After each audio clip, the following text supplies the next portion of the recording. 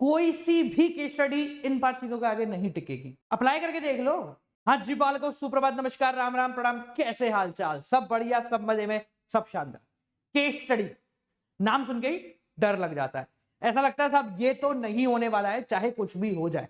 ज्यादातर case study हमें समझ में नहीं आती, आधे से ज्यादा के अंदर हम अपना दिमाग कहीं और ही लगा लेते हैं। आज पहले आपको 5 ऐसे जुगाड़ बताऊंगा जिसको करने के बाद दुनिया की कोई सी भी केस स्टडी आपके सामने आ जाए, आप उसको सॉल्व करने के लिए सक्षम हो जाओगे।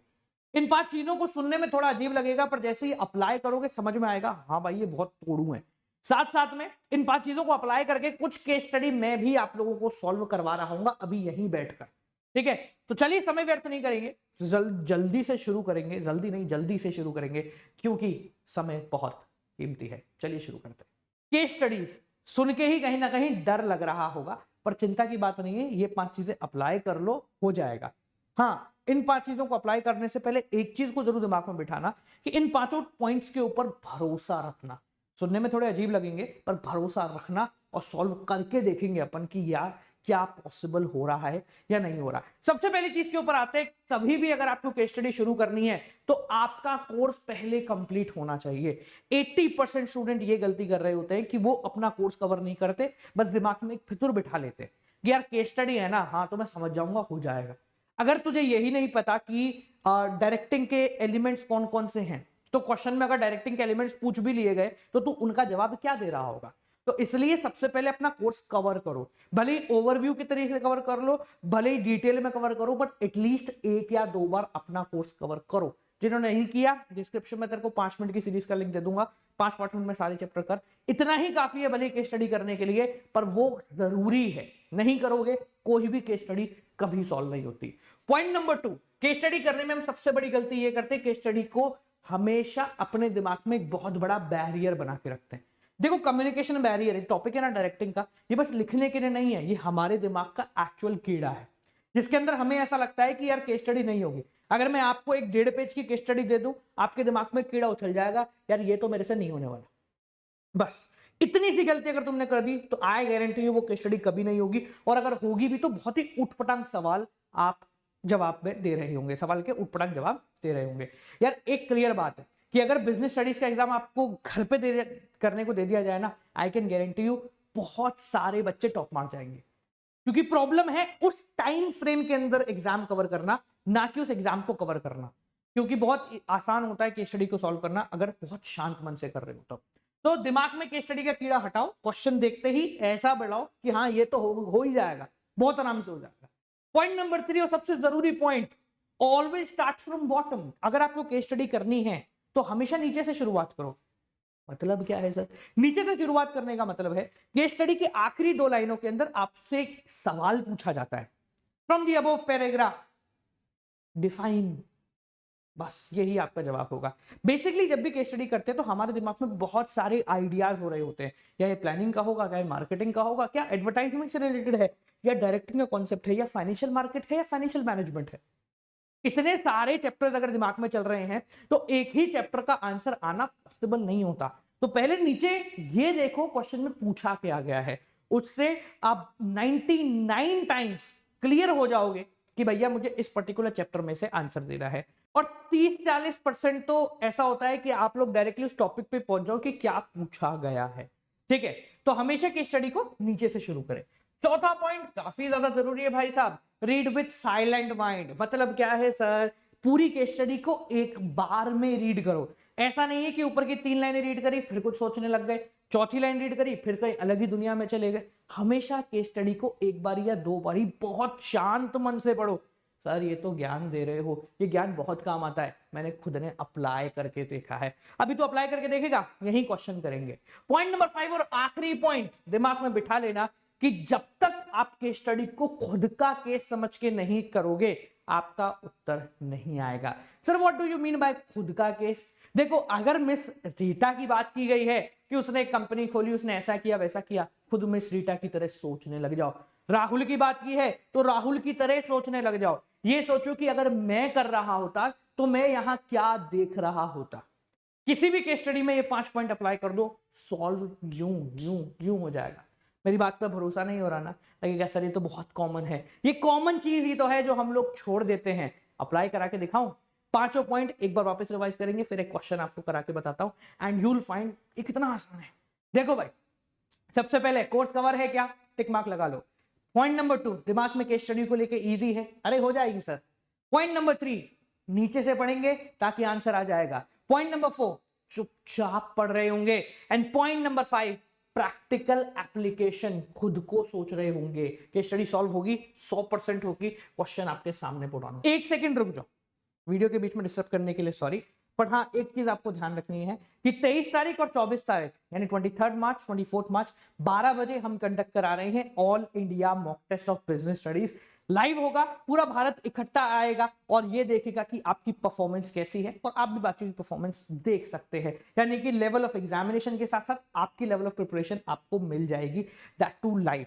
डिस्क्रिप्शन में उसका लिंक है GAURAVJ, गौरव जे, ये कोड लगाइए, फ्री में एंट्री पाइए और ये पता करिए कि तुम्हारी तैयारी कैसी है। ठीक है जी, अब वीडियो पे आगे बढ़िए, केस स्टडी को तोड़ेंगे, एक साथ मिलकर फोड़ेंगे। एक क्वेश्चन हमने लिया है, अब इस क्वेश्चन को, उन पांचों पॉइंट को दिमाग में रख के सॉल्व करेंगे। सबसे पहले कोर्स कवर है, yes sir. Point number 2, always start from the bottom. क्या पूछा गया है, identify the type of organisation which permits Stilo Limited to flow of communication in all the direction। देखो टाइप ऑफ ऑर्गेनाइजेशन और communication के बारे में बात की गई है, तो कम्युनिकेशन से रिलेटेड ऑर्गेनाइजेशन स्ट्रक्चर दो प्रकार के ही होते हैं, तुम बता दो, इनफॉर्मल एंड फॉर्मल। मुझे ये भी नहीं पता है कि ये कौन है, मुझे ये भी नहीं पता क्या पूछा है।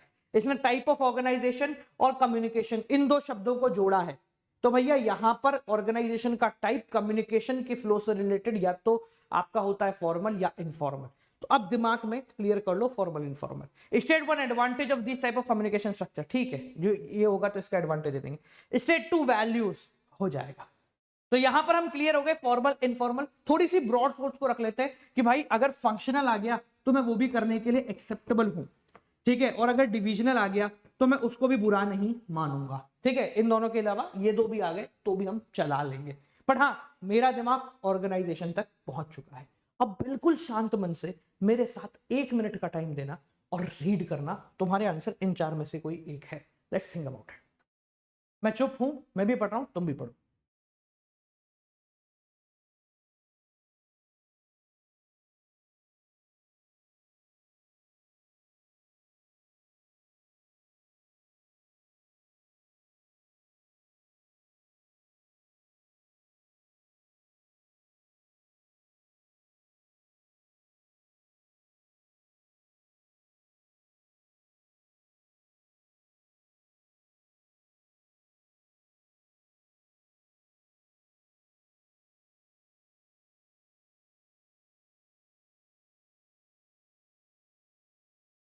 Last 5 seconds.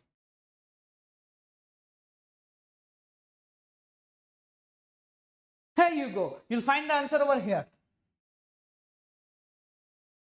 Estilo limited free flow of information को प्रोवाइड कराता है। अब देखते हैं उत्तर क्या है। देखो दिल पे हाथ रख के एक सच्ची घटना बताऊं तुम्हें, दिल मानोगे तो अच्छी बात है, नहीं मानोगे तो तुम्हारी श्रद्धा है। मैंने हमारी टीम को बोला कि भाई मुझे केस स्टडी दो और अगले पेज पे उसका आंसर देना, बट वो केस स्टडी ऐसी होनी चाहिए जो मैंने आज तक नहीं पढ़ी है, क्योंकि यहां पर क्लियर कट पता होना चाहिए बच्चों को भी कि भाई सर को भी समझ में आया है नहीं आया, और क्या हमने जो 5 पॉइंट बोले हैं उससे आंसर निकला नहीं निकला। तो भाई हमारी गणना के हिसाब से इनफॉर्मल, फॉर्मल, फंक्शनल, डिविजनल, इन 3 में से स्टीलो लिमिटेड इनफॉर्मल के ऊपर जा रहा होगा। तो देखें क्या हम सही हैं या हो सकता है गलत है। देखो बहुत बड़ी बात मैं कह रहा हूं, और ये वीडियो अगर मैं गलत भी हूंगा तो भी नहीं काटूंगा, पर तुम मानोगे नहीं इस बात को। चलो तो लेट्स सी। ओके तो बिल्कुल सही है भैया हमारा जवाब, इनफॉर्मल ऑर्गेनाइजेशन यहां पर हमारा उत्तर है। इसको आपको प्रॉपर एक्सप्लेन करना है। एडवांटेज बस वही है जो इनफॉर्मल का आप दे सकते हो। 2 वैल्यूज बतानी है, तो उसने स्टार्टिंग में गांव में कुछ बहुत सारे काम किए थे, वो आपका उत्तर हो जाएगा। सर ये तो आसान केस स्टडी थी, आसान थी। चल एक और केस स्टडी करते हैं जिसको देख के तो शायद और डर जाए। ये रहा भाई आदर्श, पेन पेपर मैंने रख दिया है। Which function of management has been referred to in the above case. कौन सा फंक्शन ऑफ मैनेजमेंट यहां पर रेफर किया जा रहा है। यार फंक्शन ऑफ मैनेजमेंट थोड़ा इजी नहीं हो गया, अकॉर्डिंग टू मी थोड़ा सा इजी हो गया। एक और केस स्टडी दी हो तो मैं कर लेता हूं, पहले तुम कर लो फिर मैं एक और केस स्टडी हम यहां पर दे देंगे। देखो फंक्शन ऑफ मैनेजमेंट तुम्हारे पास 5 हैं, कौन कौन से हैं भाई, मैं यहां पर लिख देता हूं, नो एडिटिंग। हाँ भाई, planning, organising, staffing, directing, controlling, ये 5 हैं। और भाई कभी कभी खुदा ना खास्ता कोऑर्डिनेशन अगर ये दे देता है ना, तो हम इसको भी साइडलाइन रख के चल लेते हैं। वैसे फंक्शन ऑफ मैनेजमेंट में नहीं देंगे, बट स्टिल एक साइडलाइन हमारे दिमाग में बिठा के रख लेते कि कुछ ना कुछ मान लो इससे लिखने में कुछ गलती वलती हो गई हो, तो हम यहां पर इसको रखते हैं। ये साइडलाइन है कि हाँ इससे लिंक भी कुछ मिल सकता है। ठीक है भाई, पढ़ते हैं। आदर्श इज ट्राइंग, सॉरी रीड करो।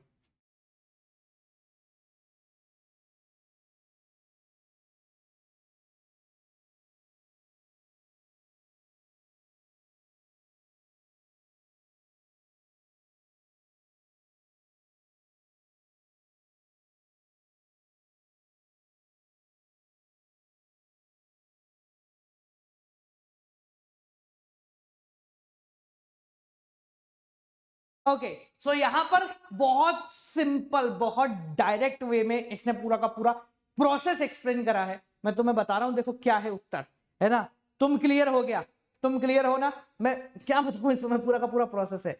तो मेरे को बताना कितने लोगों के चेहरे पे मुस्कान आई जब आपने देखा कि ये था कंट्रोलिंग। हाँ भैया, ये था controlling and the correct answer the function of management has been referred to as controlling. बिल्कुल सही बात है। पूरा प्रोसेस ऑफ कंट्रोलिंग यहां पर सेट ऑन किया गया था, सेट स्टैंडर्ड, उसके बाद उसको लेकर परफॉर्मेंस के एक्सेसिबिलिटी, वो सारी की सारी चीजें कही गई थी। कौन से बेनिफिट्स ऑफ कंट्रोलिंग यहां पर बताए गए हैं, efficient utilisation of resources, employee motivation, वो सब तुम अपनी इच्छा से लिख सकते हो।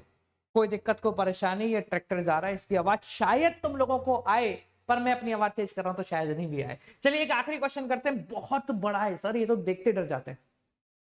नीचे से पढ़े।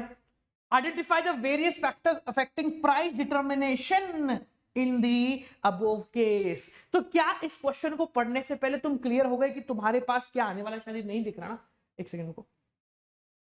ओके ये यहां तक दिख रहा है पूरा दिख रहा है, कंपनी दिख रहा है ना, एक सेकंड। ओके तो यहां पर तुम्हें क्लियर हो गया कि प्राइस डिटर्मिनेशन के कुछ फैक्टर्स हैं, तो तुम्हारे दिमाग में पहले ही क्लियर हो गया मार्केटिंग मैनेजमेंट और प्राइस डिटर्मिनेशन, चैप्टर नंबर 11। बहुत सारे फैक्टर्स अफेक्टिंग प्राइस थे, उनमें से 5-6 फैक्टर यहां पर लग रहे होंगे। तो किसी भी क्वेश्चन को देख के हम जवाब बहुत आराम से निकाल सकते हैं। बस 5 चीजों के बारे में पता होना चाहिए। क्या आपको पता है उन 5 चीजों के बारे में? इस वीडियो को देख के तो पता चल ही गया होगा। एक बार आपको इसी भी केस स्टडी उठा लेना, आपके 5 सवालों के जवाब आपको मिल जाएंगे।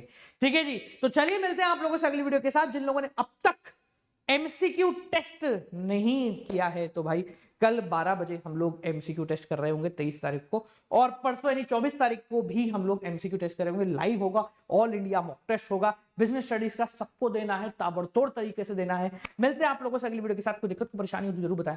टिल देन मालको keep on watching, good night, bye bye, नमस्कार। समझ में आया क्या? चलिए कीप ऑन वाचिंग। एक सेकंड रुक जाओ, वीडियो के बीच में डिस्टर्ब करने के लिए सॉरी, पर हाँ एक चीज आपको ध्यान रखनी है कि 23 तारीख और 24 तारीख यानी 23 मार्च 24 मार्च 12 बजे हम कंडक्ट करा रहे हैं all India mock test of business studies. Live होगा, पूरा भारत इकट्ठा आएगा और ये देखेगा कि आपकी परफॉर्मेंस कैसी है, और आप भी बाकी की परफॉर्मेंस देख सकते हैं। यानी कि लेवल ऑफ एग्जामिनेशन के साथ साथ आपकी लेवल ऑफ प्रिपरेशन आपको मिल जाएगी, दैट टू लाइव। डिस्क्रिप्शन में उसका लिंक है, GAURAVJ, गौरव जे, ये कोड लगाइए, फ्री में एंट्री पाइए और ये पता करिए कि तुम्हारी तैयारी कैसी है।